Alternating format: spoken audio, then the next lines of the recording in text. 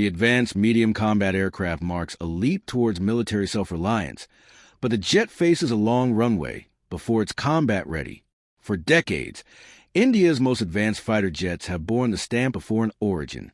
But the country's quest for military self-reliance took a leap forward last week with a long-awaited go-ahead for its own stealth fighter jet. The Indian government's green light for the Advanced Medium Combat Aircraft AMCA is being lauded by analysts as a watershed moment for national security, as the country confronts mounting military pressures from both Pakistan and China.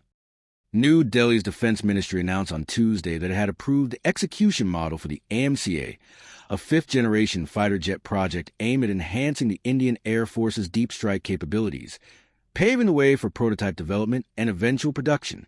This is an important step towards harnessing the indigenous expertise, capability, and capacity to develop the AMCA prototype, which will be a major milestone towards Atmanirbhar, a self-reliant India. In the aerospace sector, the Defense Ministry said in a statement, referring to the government's flagship initiative to boost domestic manufacturing and reduce reliance on imports. The AMCA project is now entering a pivotal, action-oriented phase of development, said Antoine Levesque, Senior Fellow for South and Central Asian Defense, Strategy and Diplomacy at the International Institute for Strategic Studies. The approval of an execution model for the fighter is a golden opportunity for India to create a new defense industrial template for both its established public and insurgent private industry, to work already. Minimizing the long evidence distance between India's public and private sector is a symbolic but real success of the AMCA program and evidence of 2025 being India's proclaimed year of reforms. That shift has also been accelerated by battlefield realities.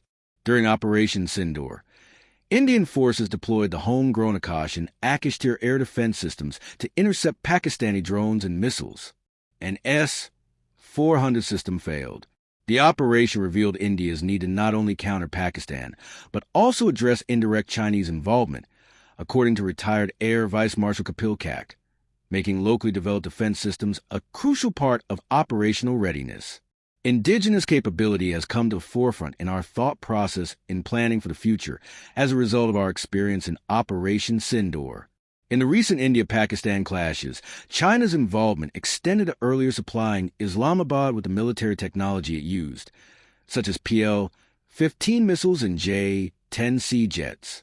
India had not initially planned to develop a fifth-generation fighter jet like the AMCA, Kak said, and was instead focused on the Tejas Mark 1A, a 4.5-generation multi-role combat aircraft, and the Mark II, which is a more improved variant.